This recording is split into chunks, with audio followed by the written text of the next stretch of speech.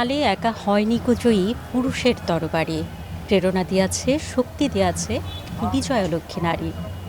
আসলে কি তাই? নারী কি কেবল প্রেরণার শক্তি দিয়েছে? নারী নিজে কি যুদ্ধে অবতীর্ণ হয়নি? অনেক যুদ্ধে নারীও জয়ী হয়েছে। অনেক নারীর জয়গাথা আমরা পুরো বাংলাদেশে, পুরো পৃথিবীতে শুনেছি। আজও আমরা দুজন নারীকে নিয়ে কথা বলবো, কারণ আজ আন্তর্জাতিক নারী দিবস এবং সবাইকে এই নারী দিবসের শুভেচ্ছা জানাচ্ছি।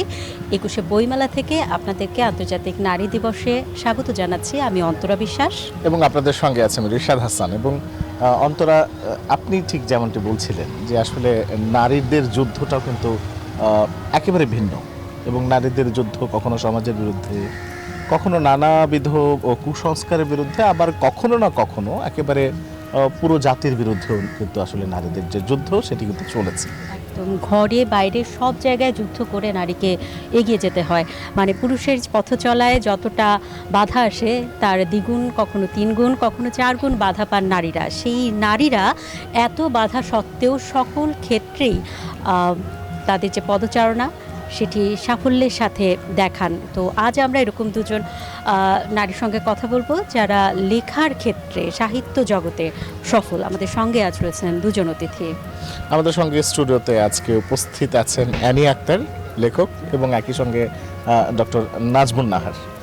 আপনাদের দুজনকেই স্বাগত আজকে আমাদের ২১শে বইমেলা আয়োজনে।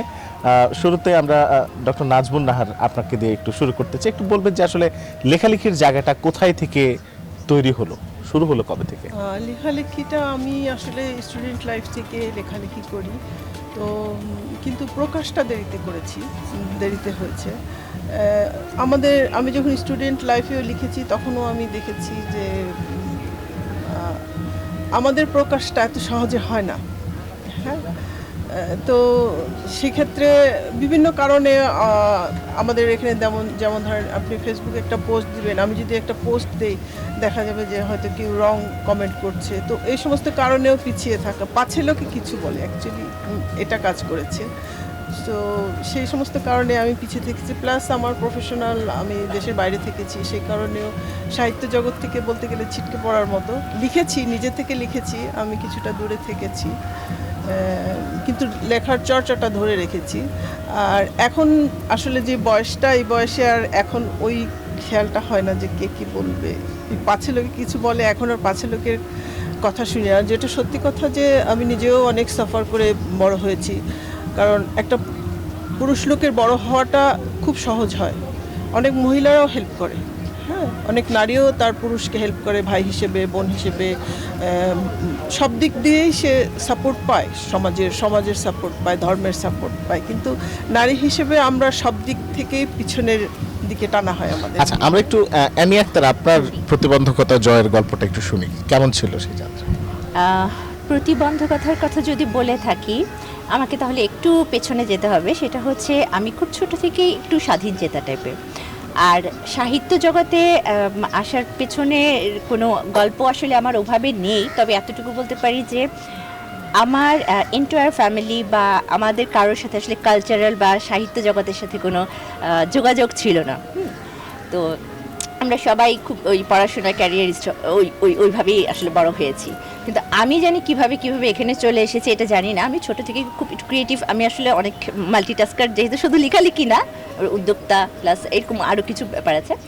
তো আমার দেখা গেছে যে লেখালেখির জার্নিটা প্রায় হয়ে যাবে ৮-৯ বছরের উপরেই হয়ে গেছে, কিন্তু তখনও আমারও সেম এরকমই ছিল। আমি প্রথম দিকে আসলে খুব একটা প্রকাশ করা হতো না আমার, আমি ওই যে একটু একটু করে ফেসবুক বিভিন্ন গ্রুপ টুপে আমার একটু লেখা এরকম মাঝে মাঝে, ওটা হলো তখন নিজের জন্য শুধুমাত্র লিখতাম, নিজের ভালো লাগা থেকে।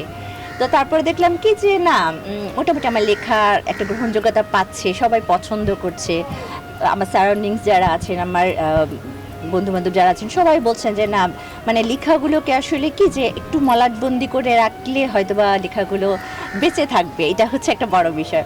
তখন আসলে ওভাবেই আমার আশা। এই তো পরপর ৬ বছর বই আসছে আমার, তো এদিকে শুরু, জার্নিটা চলছে এখনো আর কি।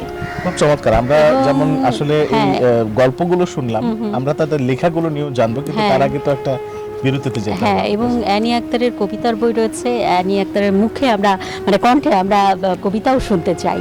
এবং নারী একটা- নিয়ে বই আছে আমাদের ডক্টর নাজমুন নাহারের। হ্যাঁ। আমরা একটা ছোট বিরতিতে যাব, বিরতির পর যখন ফিরছি তখন থাকছে আমাদের বাকি অংশ, সঙ্গে থাকুন।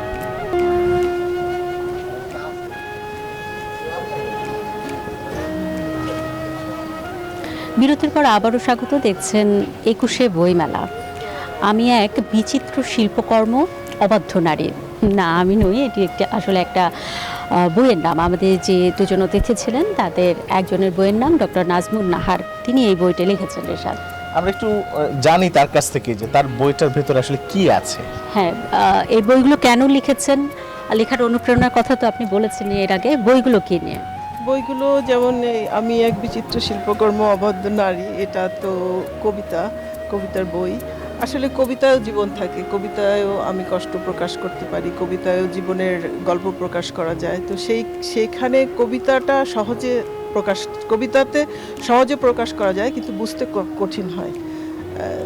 কিন্তু যেমন আমি এক বিচিত্র শিল্পকর্ম অবাধ্য নারী, আমার কাছে মনে হয়েছে যে আমি আমার নিজেকে প্রকাশ করেছি।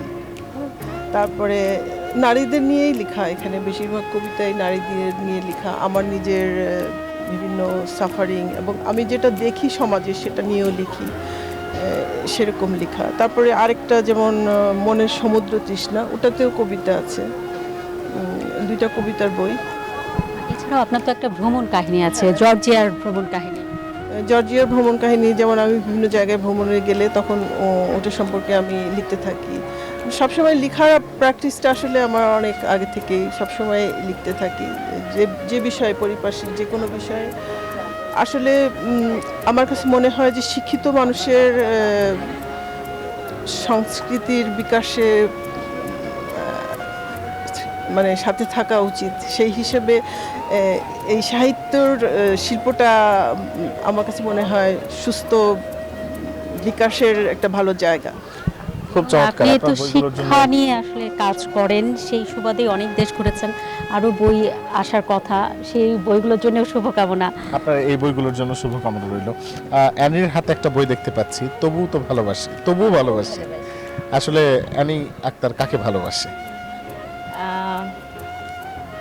আমি যেহেতু মানুষ, আমি সৃষ্টির সব কিছুকেই ভালোবাসি। আর মানুষকে ভালোবাসবো না সেটা তো হয় না, মানুষ মাত্রই আমরা মানুষকে ভালোবাসি, সব কিছুকেই ভালোবাসি। তো আমি শুরুতে একটু বলে নিতে চাই, আজকে যেহেতু নারী দিবস, সবাইকে শুভেচ্ছা।